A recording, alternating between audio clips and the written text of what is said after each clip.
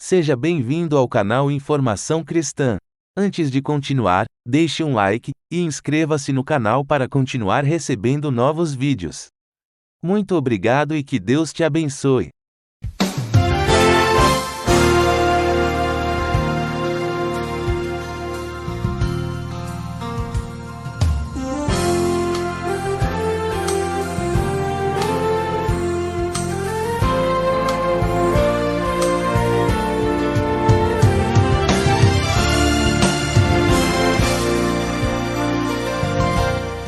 Deus tem planos para cumprir em nossas vidas.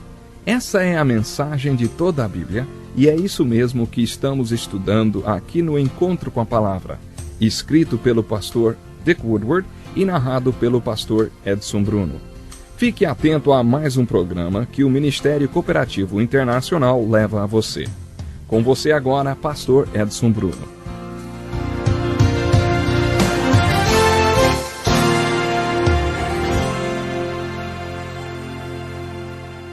Olá, que felicidade maravilhosa, hein? Estarmos mais uma vez juntos para estudarmos a Palavra de Deus.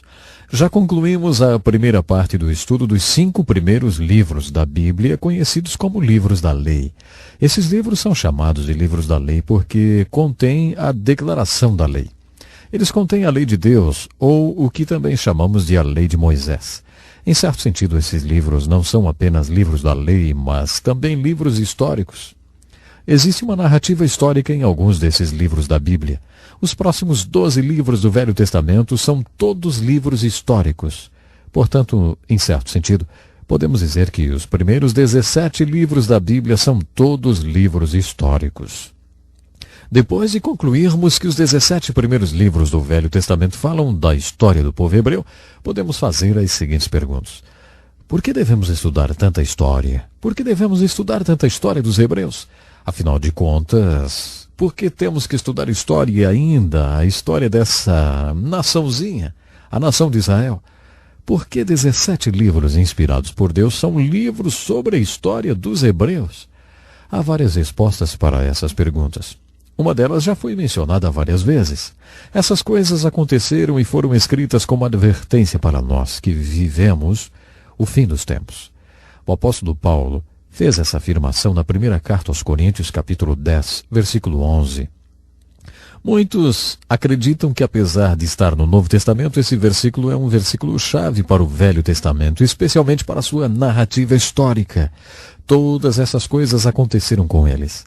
Eles são história, não são apenas mitos ou folclore. Essas coisas aconteceram ao povo de Israel. Além disso, essas coisas contêm alegorias, ou seja, são lições, são tipos, como às vezes são chamadas, ou são exemplos e advertências para nós. Portanto, lemos a história dos hebreus procurando exemplos. Quando o povo hebreu obedeceu a palavra de Deus e aplicou as exortações de Moisés, Deus os abençoou e eles se tornaram exemplos. Quando eles não obedeceram a palavra de Deus, viveram sobre a maldição de Deus. E suas vidas rapidamente tornaram-se advertências para você e para mim que vivemos o fim dos tempos. Essa é uma das razões pelas quais estudamos a história dos hebreus. Tudo o que aconteceu a eles aconteceu para nossa edificação, como exemplo para seguirmos ou como advertências que devemos considerar.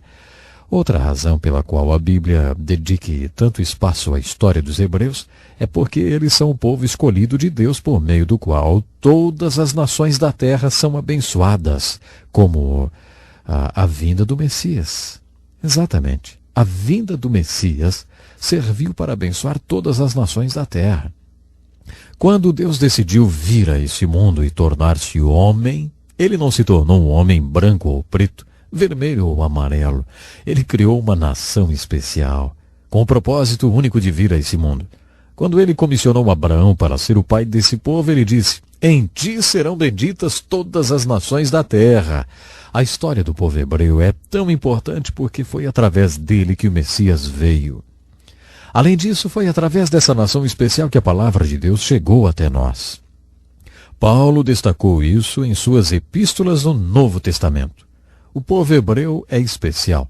Não só porque o Messias veio através dele e através do Messias a nossa salvação e redenção vieram, mas também porque através desse povo escolhido recebemos os oráculos de Deus, ou a palavra do próprio Deus.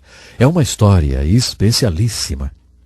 Há outra razão para a história dos Hebreus ser tão importante. O último capítulo ainda não foi escrito. Por isso, tenha paciência comigo. Em nosso estudo do livro de Deuteronômio, deixamos de abordar um dos mais importantes discursos de Moisés, registrado no final do livro, através do qual ele proferiu uma profecia muito importante relativa a Israel. Moisés profetizou o cativeiro de Israel, a dispersão e o retorno de Israel à sua terra. Ele afirmou que haveria um retorno geográfico de Israel à Terra Santa. Israel tornou-se uma nação em 1948.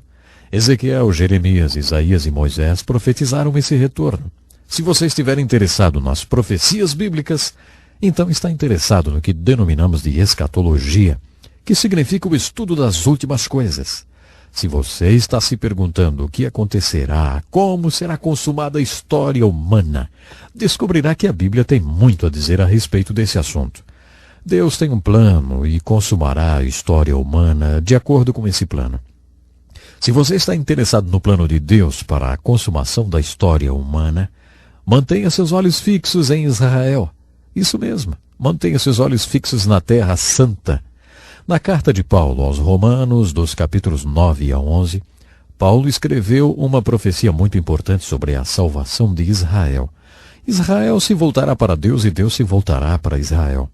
O apóstolo Paulo diz algo surpreendente. Para punir Israel por ter rejeitado o Messias, Deus permitiu que os gentios, os não-judeus, fossem salvos. Paulo afirma que Deus se voltará para Israel novamente e todo Israel será salvo, depois que o número de gentios ou não-judeus tiver sido salvo. Um número suficiente para punir Israel por ter rejeitado o seu Messias. Zacarias, o profeta, no capítulo 10 do seu livro, afirma que um dia os judeus serão grandes profetas novamente. Segundo ele, 10 homens segurarão um judeu pelo casaco e vão dizer: Deus está com você, fale-nos do seu Deus. Se você estuda a profecia bíblica, percebe que Israel é a chave para a profecia. Nós já vimos o retorno geográfico de Israel para a sua terra.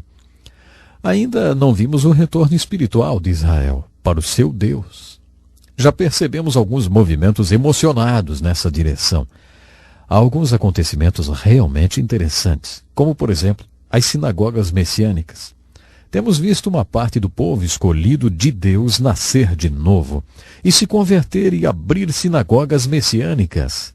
Qualquer sinal de um retorno espiritual de Israel, além do geográfico, é muito emocionante se considerarmos a consumação da história. De acordo com a profecia bíblica, o retorno, tanto geográfico como espiritual, de Israel é um fator muito importante na maneira como será concluída a história. Por isso é tão importante estudar a história dos hebreus. Estudamos a história deles, porque Deus ainda não acabou de lidar com eles, e quando ele terminar com o povo de Israel ao mesmo tempo, terminará de lidar com todo mundo.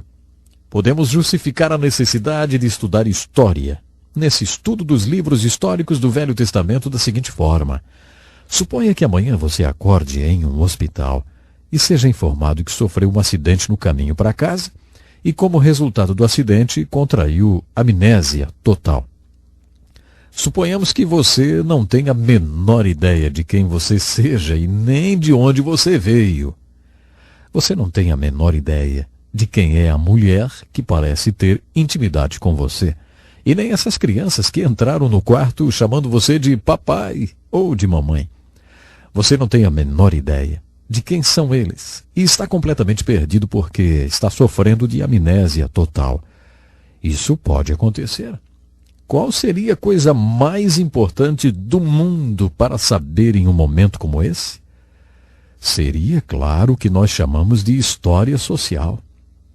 Se você se deparasse sofrendo de amnésia, teria uma obsessão em descobrir a sua própria história social. Ficaria impossível continuar vivendo sem saber onde você deveria estar e para onde deveria ir, até que descobrisse onde você esteve. É assim a história. Se você quer entender a família humana, terá que saber onde ela está, onde deveria estar e para onde deveria seguir. Para entender tudo isso, você precisa entender onde a família humana esteve. Estudando as Escrituras, você conhece o povo de Deus do qual você faz parte agora. Se você faz parte do povo de Deus, precisa entender onde o povo de Deus deveria estar, para onde deveria ir e quais deveriam ser os seus objetivos, valores e aspirações. A fim de entender onde o povo de Deus deveria estar e para onde deveria ir, você precisa saber onde ele esteve. Não só o povo hebreu, claro, mas como todo o povo de Deus. Por todas essas razões, iniciaremos o estudo dos livros históricos do Velho Testamento. Estudaremos a história do povo hebreu nos livros históricos inspirados da Bíblia.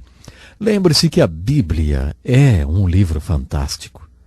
Ela faz que você possa se lembrar que a história do povo hebreu iniciou-se com Deus. De acordo com o livro de Gênesis, que o grande livro de Gênesis fala para nós. Você lembra? É o livro das origens. Deus é a origem desse povo e de todos os outros povos. De acordo com Gênesis, através do homem Adão, que é o pai, o cabeça da raça humana, a família humana veio a existir. No livro de Gênesis também ouvimos falar desse povo escolhido, um povo especial, escolhido por Deus, que se originou de 3 patriarcas, Abraão, Isaque e Jacó. O início de tudo está registrado no livro de Gênesis. No final do livro, vemos que desses patriarcas foram geradas 12 famílias ou 12 tribos que tinham ido para o Egito fugindo da fome que havia na terra. É assim que Gênesis termina, com essas 12 famílias ou tribos do Egito. O livro de Êxodo inicia-se 400 anos mais tarde, depois que essas 12 famílias tinham se tornado uma multidão. Nos Estados Unidos da América, de algumas poucas colônias, em 200 anos a população multiplicou-se para cerca de 200 milhões de pessoas. Em 400 anos no Egito, essas 12 famílias tornaram-se uma multidão de cerca de 2 ou 3 milhões de pessoas. Mas eles eram apenas uma grande multidão. Uma das primeiras coisas que Deus acha que eles precisam para desenvolver a sua história é de um líder. Moisés, portanto, foi chamado e comissionado para ser o líder dessa multidão. Nos livros da lei, vimos que Moisés não poderia liderar esse povo se não houvesse uma estrutura através da qual ele pudesse governá-lo. Moisés escalou o Monte Sinai umas 4 vezes e passou 40 dias e 40 noites jejuando e orando na montanha.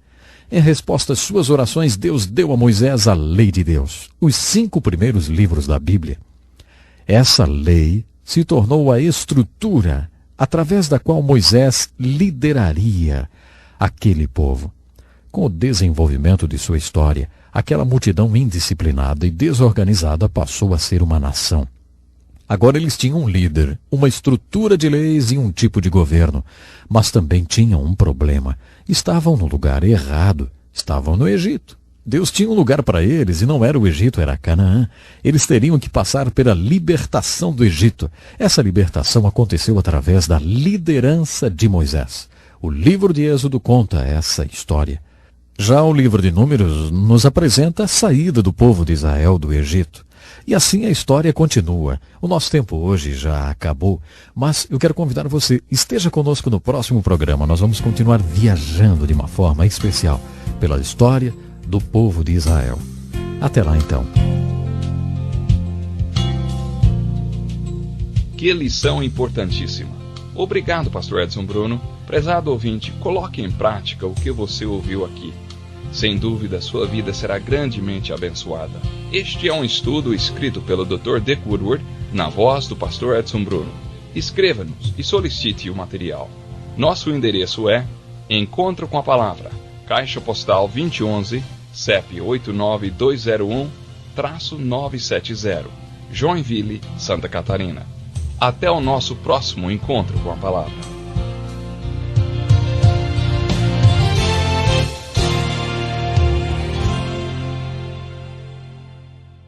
Obrigado por ter assistido um vídeo do nosso canal Informação Cristã.